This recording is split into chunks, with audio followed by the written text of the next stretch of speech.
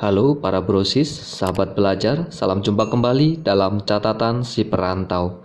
Salam belajar. Panen kemiri di Sorong penuh emosional. Asyik. PKN hari ini bahas tentang faktor pendorong integrasi nasional. Siap. Sudah siap hari ini? Mari kita jangan belajar. Mari kita segera belajar. Garing pai. Biarin atuh. Oke, kita masuk ke materi. Check it out. Faktor pendorong integrasi nasional. Berikut ini adalah faktor pendorong dan pendukung integrasi nasional. Pertama, faktor sejarah.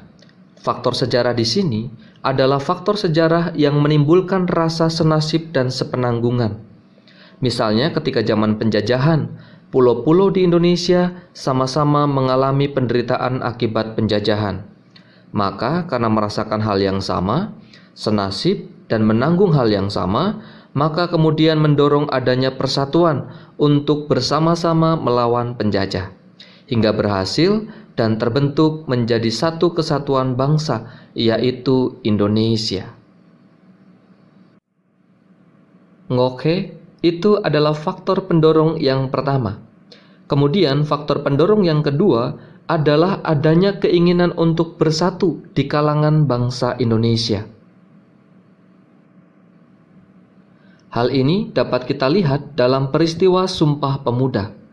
Karena adanya perasaan senasib dan sepenanggungan tadi, lalu mendorong atau menimbulkan keinginan untuk bersatu. Dan hal itu terrealisasikan dalam peristiwa Sumpah Pemuda pada tanggal 28 Oktober tahun 1928. Dan berhasil mengantarkan bangsa Indonesia menjadi negara kesatuan Republik Indonesia seperti sekarang ini. Kemudian faktor pendorong yang ketiga adalah rasa cinta tanah air di kalangan bangsa Indonesia.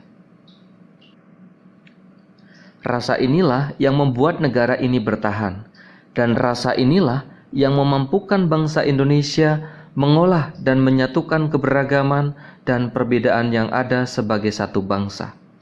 Jika rasa ini tertanam dan terolah dengan baik, maka dapat meminimalisir adanya perpecahan atau konflik. Karena menyadari sebagai satu bangsa sudah sewajarnya berjalan bersama, bukan bertikai bersama ketika menghadapi persoalan yang ada.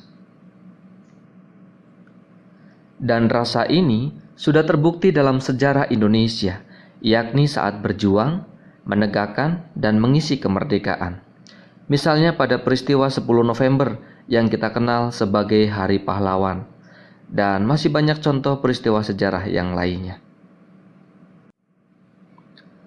Faktor pendorong yang keempat adalah rela berkorban untuk kepentingan bangsa dan negara. Ini juga telah dibuktikan dalam sejarah perjuangan bangsa Indonesia. Tidak mungkin ada persatuan tanpa pengorbanan. Faktor pendorong yang kelima, adanya kesepakatan atau konsensus nasional perwujudan proklamasi kemerdekaan, Pancasila dan UUD NRI tahun 1945, bendera merah putih, lagu kebangsaan Indonesia Raya, dan bahasa kesatuan bahasa Indonesia. Dan faktor pendorong yang keenam, adanya simbol kenegaraan dalam bentuk Garuda Pancasila dengan semboyan Bhinneka Tunggal Ika. Demikian faktor pendorong atau pembentuk integrasi nasional. Aduh, Pak. Aduh. Jadi serius kieu belajar euy. Benar juga. Dahlah, lanjut, tanggung. Bercanda mah nanti we nya. Ayo, lanjut.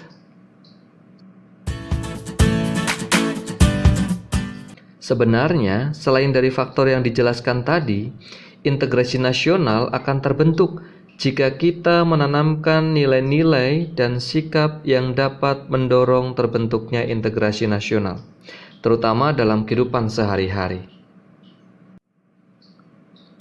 Nilai dan sikap itu misalnya adalah yang pertama, adanya rasa keinginan untuk bersatu agar menjadi negara yang lebih maju dan tangguh di masa yang akan datang. Kedua, adanya sikap tidak ingin terpecah belah.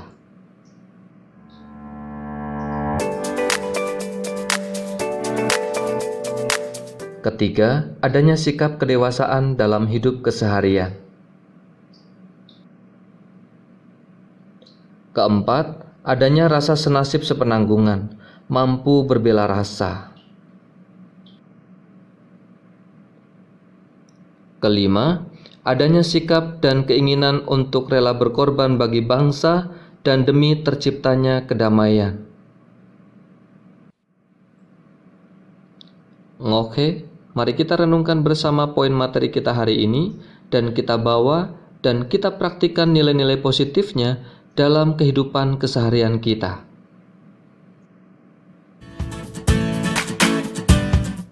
Demikian materi yang dapat disampaikan pada kesempatan kali ini. Semoga bermanfaat. Salam belajar.